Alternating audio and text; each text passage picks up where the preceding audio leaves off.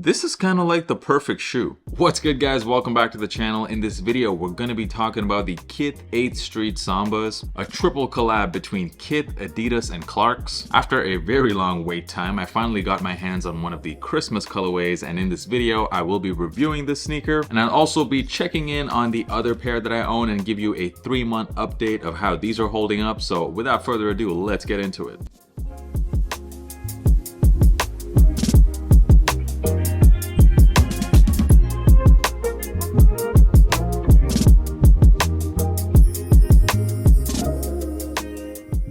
First of all, for all my long-term viewers on this channel, you might be wondering the background looks a bit different. The background is in a bit of a transition period right now. I'm trying to switch up this whole setup I have going on here, so just bear with me. We're gonna get the finalized setup probably a week from now, so stay tuned. So getting back to this shoe right here, now this sneaker actually officially released on Christmas Day, and it's been over a month now since the shoe released. However, I had to wait nearly 3.5 weeks to finally get these shipped out to me, and it does seem like these were pretty limited. A lot of you guys seem to have taken L's on this pair. I entered for both colorways in the sneaker. I have 2 accounts on Kith, entered both my accounts in both pairs, and I only managed to end up with one pair, the black and white. If I'm honest though, I did prefer that multicolor pair. That sneaker gave me some luxury vibes. It reminded me of something I would see on a Gucci shoe. But from all of the colorways released so far as part of this 8th Street Kith and Clarks collection, you can say that this black and white pair seems to be the closest resemblance to the original Adidas Sambas.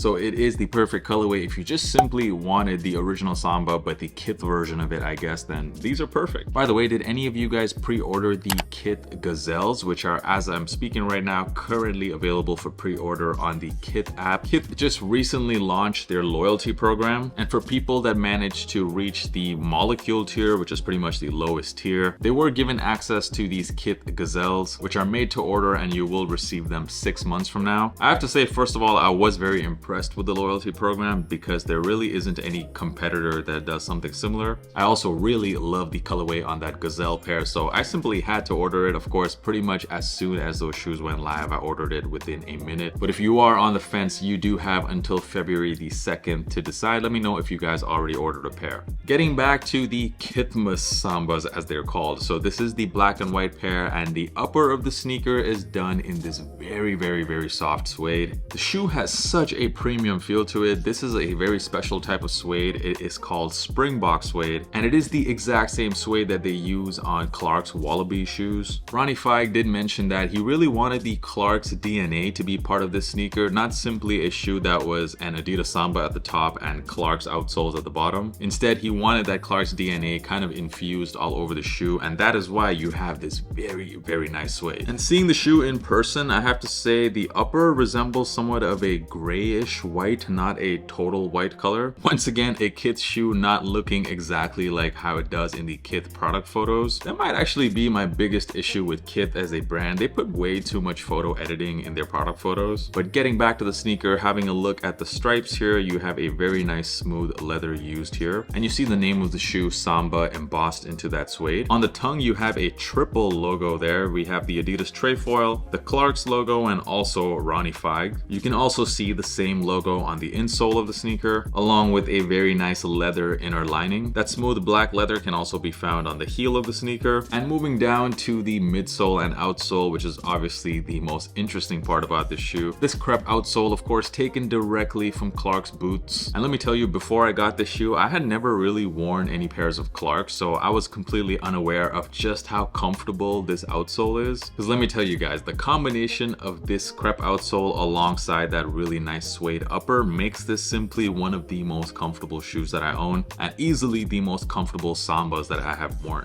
It's why I feel like this collab is pretty much in like an elite tier of sneakers, because not only is this shoe super versatile, you can wear it every day with any outfit, it's also extremely comfortable. You can walk around in these all day and they feel great. And lastly, as a sneakerhead, I will admit that I don't always want to wear shoes that everyone else has. I want to wear something special, something a bit coveted, something a bit hype, and this sneaker sneaker also ticks all those boxes. So really, what more can you want in a shoe? It is exactly why I had ranked this sneaker very high on my top sneakers of the year last year. Also take into account that the original 3 colorways were available for anyone to order. You didn't have to fight with bots. If you wanted them, you could have got them. You just had to wait a little bit, of course. But really, there is nothing to complain about with this collab. For sizing on this sneaker, go with your true size. Don't go with your normal Adidas Samba size. In regular Adidas Sambas, I do go a half size up because the sneaker is quite narrow. But in these, going true to size seems to be the best bet, so I would suggest to go a half size down than your normal Adidas Samba size. Now let me talk a little bit about my experience wearing this dark green colorway. It's been about 3 months now, and I'm gonna call it the black colorway because it looks black on feet, it looks black in pictures. It's a black sneaker with green laces. So first of all, I have to say these sneakers were already quite comfy out the box, but 3 months later, they feel even better on feet. The suede on the upper seems to have broken in really nicely, so I do not think twice about wearing this sneaker. In fact, it is one of only 2 pairs of shoes I own, the other being the 990 V6 that I leave right next to my front door because I know this shoe, I can just wear it with whatever. I don't have to think about it, so it pretty much never leaves my rotation. As far as some of my negatives about the shoe, now you can really say this about any Clarks sneaker, but this crepe outsole, as you can see, is a real dirt magnet. You can see how brown this outsole looks, and I'll be honest, this is what it looked like after one wear. I mean, just look at the differences between the new pair and the used pair here. It does look very used. And I have to say, what I dislike about it is that you can kind of see the dirty outsole even when looking at the shoe from the side. You can see that little bit underneath the EVA foam because it's kind of like a translucent material. You can really see the dirt from the outsole even from the side of the shoe. And also on my pairs, it seems like the majority of the dirt seems to collect around the toe area. And this is not really something you can clean, you're just gonna have to live with it. So if that is something that is gonna bother you, then this is probably not the shoe for you. It doesn't bother me at all, if I'm honest. I think sneakers are meant to be worn. Going back to the white and black pair, it does seem like the resale prices on this pair are much lower than those original 3 colorways. So if you look at it that way, I would even say the white and black stripe pair is a bit of a steal compared to that original pair with the green stripes, because honestly on feet, these 2 sneakers look pretty much identical. And I do not pay resale for sneakers very often, but I will go out on a limb and say that this sneaker, in my opinion, is worth the resale prices just because you are getting a very quality product here.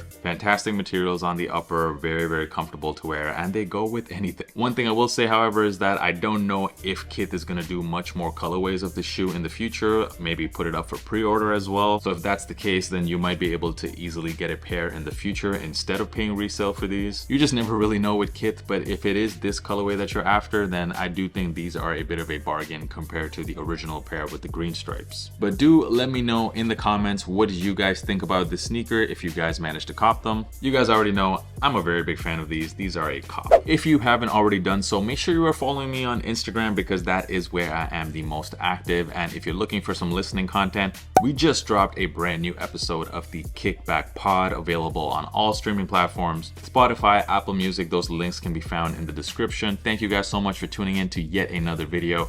I'll catch you guys in the next one. Peace.